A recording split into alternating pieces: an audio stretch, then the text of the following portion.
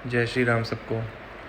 जब भी गाड़ियों की और बाइक्स की बात होती है तो दो वर्ड्स हमारे को बहुत प्रोमिनेंटली सुनाई देते हैं, वो होता है BHP और टॉर्क। अब BHP और टॉर्क के अंदर 90% लोगों को फ़र्क नहीं पता होगा। उन्हें फ़र्क ये होता है कि BHP है कि गाड़ी 1 से 100 तक जाएगी, ठीक है। अब वो कितने सेकंड में जाएगी वो टॉर्क डिसाइड करती है, ठीक है। इस बात को याद रखिएगा।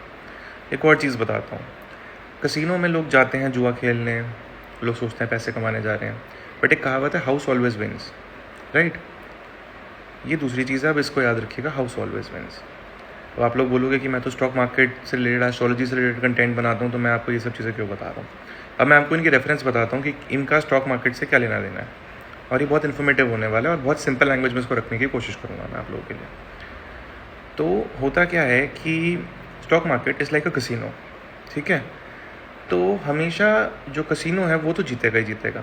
अब हम लोगों को ऑड्स को बीट करना है। अब आपने अगर कसिनो में कभी ध्यान से देखा हो तो कुछ लोग होते हैं जो बहुत ही कैलकुलेटिव होते हैं। मैं ये नहीं बोलूँगा जो ट्रिक्स होती हैं उनको यूज़ करने वाली बात नहीं बोलूँगा, कि जो कार्ड्स काउंट करने की होती है और बहुत सारी फेस रीडिंग की टेक्निक्स होती हैं पोकर में या रूले के अंदर आपका टेक्निक्स होती हैं नंबर्स की प्रोबेबिलिटी की, मैं उनकी बात नहीं करूँगा। लेकिन कुछ लोग बहुत स्मार्टली प्ले करते हैं, बहुत रफली कैलकुलेशन करते हैं, बट बहुत स्मार्टली करते हैं।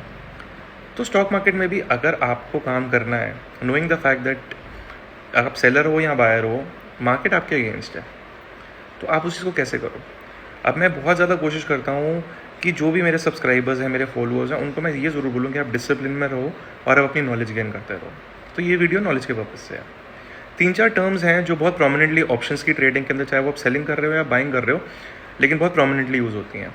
The first one is open interest, OI जिसको कहते हैं। जब भी आप अपने किसी ब्रोकर की ऐप पे होते हैं तो जब आप स्वाइप करते हैं ऑप्शन चेन के अंदर तो आपको ग्रीक्स दिखाई देते हैं, उससे पहले OI आता है। अब OI समझने का एक बहुत सिंपल सा तरीका ये है कि आज सपोज करो कि घोड़े की रेस हो रही है जो होती है ना, हॉर्स रेस। तो आप सपोज करो कि 10 लोग आए, 10 लोगों ने 100 रुपये की बेट लगाई, टोटल बेट्स कितनी हुई, 1000 रुपये की। तो टोटल जो OI हुआ वो हुआ 1000 रुपये का। अब 6 लोगों ने सपोज करिए कि ये बेट लगाई कि वो एक पर्टिकुलर घोड़ा वो जीतेगा, ठीक है। तो 6 लोग की जो बेट है वो एक साइड पे हो गई और 4 लोगों की बेट हो गई वो दूसरी साइड पे हो गई, ठीक है।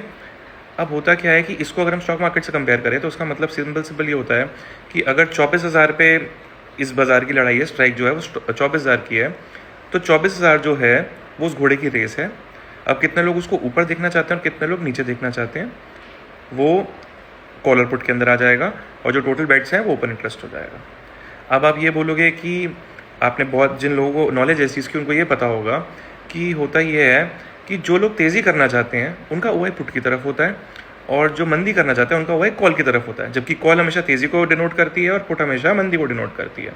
तो अब हमारे को ये समझना होगा कि ऑप्शंस के अंदर 2 चीज़ें होती हैं, एक बाइंग होती है, एक सेलिंग होती है।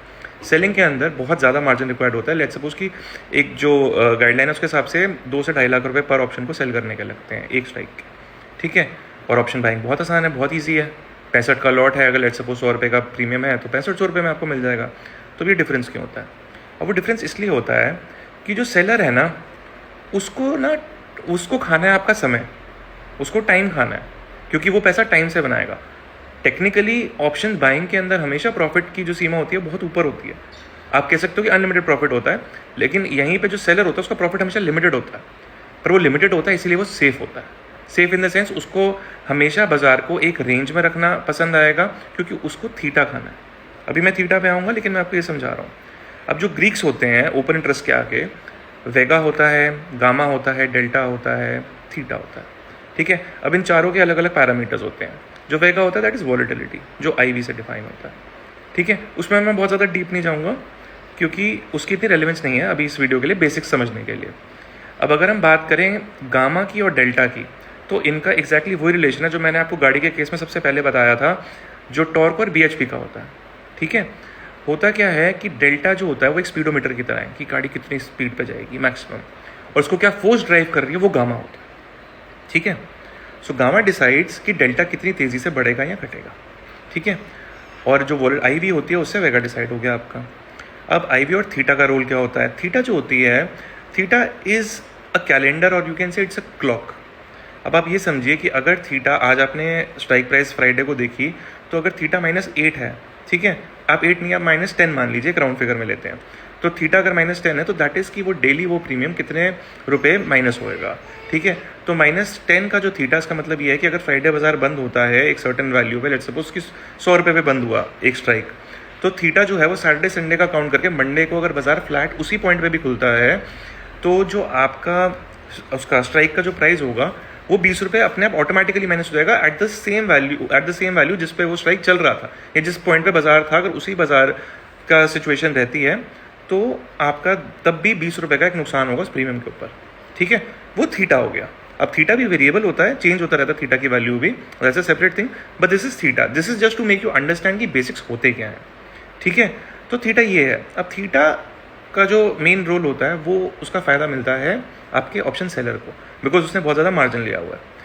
अब आप ये समझो कि ऐसा भी नहीं होगा कि सारे सेलर्स जो होंगे वो एक ही डायरेक्शन के होंगे, कुछ तेज़ी करना चाहते होंगे, कुछ मंदी करना चाहते होंगे। लेट्स सपोज DII-FIS के पॉइंट ऑफ व्यू से देखें तो DII चाहेंगे कि थोड़ी तेज़ी आए, FIS चाहेंगे थोड़ी मंदी आए, उनको उसमें फ़ायदा है, ठीक है। और जो बायर्स हैं वो अपने हिसाब से, अपने इमोशंस के हिसाब से या अपनी जो भी पैरामीटर्स हैं उनके हिसाब से बायर्स अपना ट्रेड प्लान करते हैं, वो अपनी स्ट्राइक्स को चूज़ करते हैं। अब होता क्या है कि जो आउट ऑफ द मनी बहुत ज़्यादा दूर के जो कॉल्स और पुट्स होते हैं उनके अंदर एज इट इज़ बहुत ही कम थीटा होता है, क्योंकि उनके अंदर डिके जो होता है वो बहुत जल्दी हो गया होता है और उनके अंदर इतनी प्रोबेबिलिटी नहीं होती अगर वॉलेटिलिटी नहीं है बाजार के अंदर। तो अगर बाजार में वॉलेटिलिटी है तो बात अलग है। तो यूजुअली वॉलेटिलिटी अगर आप समझो विक्स चल रहा है आपका 12, 13, 14 के आसपास अगर चल रहा है तो बहुत दूर दूर के जो स्ट्राइक्स हैं उनके अंदर बहुत ज़्यादा आपको कभी भी मज़ा नहीं आएगा। वो जुआ है जिसको आप ज़ीरो हीरो कहते हो। वो टेक्निकली कई लोग होते हैं जो पहले ही ले लेंगे कि 500 पॉइंट ऊपर की हमने कॉल उठा ली, 500 पॉइंट नीचे की पुट उठा ली, जस्ट लाइक दैट। तो उसके अंदर जो लोग होते हैं वो जुआ खेल रहे होते हैं, ठीक है। वो ट्रेडिंग नहीं है, वो जुआ है। अब होता क्या है कि इसीलिए जब सेलर्स भी दो अलग अलग मूड के तो बायर्स भी अलग अलग मूड के होंगे। कोई बायर चाह रहा होगा कि मंदी हो, कोई बायर का मूड होगा या कोई बायर की रीडिंग होगी कि वो क्या कहते हैं बाजार में तेज़ी हो, ठीक है। तो मेरा कहने का मतलब ये है कि OI जो है, फर्स्ट ऑफ ऑल OI है कि टोटल कितने लोग एक स्ट्राइक के ऊपर बैठे हुए हैं, उससे रेजिस्टेंस और सपोर्ट लेवल्स निकालने में आसानी होती है, ठीक है। उसके बाद आपका वेगा जो होता है, वेगा आता है कि वॉलेटिलिटी के हिसाब से वेगा डिसाइड होता है।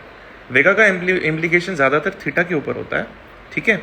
और जो गामा है वो गाड़ी के टॉर्क की तरह कि वो कितनी तेज़ी से आगे उसको बढ़ाना चाहेगा, और डेल्टा डिसाइड करेगा कि वो कितना तेज़ बढ़ेगा। एक है कितनी तेज़ी होगी और एक है कितना बढ़ेगा।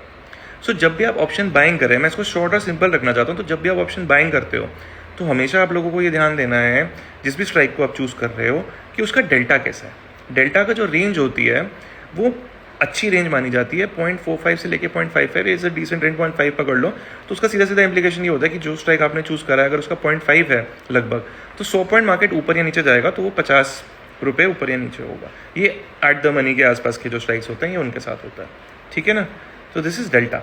डेल्टा की वैल्यू जो अच्छी होती है वो ये कंसिडर करी जाती है। अब जो लोग बहुत दूर दूर के लेते हैं उनके अंदर डेल्टा ही कुछ नहीं होता तो वो क्या ही मूवमेंट करेगा, ठीक है ना। और गामा भी उस हिसाब से होता है। जो अब आप कभी बार सुनते होंगे ट्रेड के अंदर कि जब बहुत बड़ी बड़ी मूव्स आते हैं तो गामा ब्लास्ट होगा, बिकॉज टॉर्क एकदम से बढ़ गई, एकदम से फ्यूल आ गया, बहुत ज़्यादा उसको बर्न कर दिया उसको, और वो फिर डेल्टा को ऊपर नीचे करता है, ऊपर करता है बेसिकली, ठीक है ना। तो वो डेल्टा बढ़ाता है। सो माई पॉइंट इज़ कि आप लोगों को बेसिक्स पता होने चाहिए। मेरे से बहुत ज़्यादा लर्नेड लोग हैं जिन्होंने वीडियोस डाले हुए हैं, जो बहुत क्लासेस वगैरह देते हैं। सो आई ऑफन सजेस्ट कि आप लोग जाओ, आप उन लोगों के कंटेंट को देखो, आप समझो। But this is just to give you a brief idea how Greeks work. Because अगर आपको मेरी बात कहीं से रिलेटेबल लगती है तो आपका कहीं ना कहीं इंटरेस्ट बनेगा और आप उसको फर्दर एक्सप्लोर करना चाहोगे। So that is the whole point of making this video. So I hope that it helps you and it helps you trade better in the future.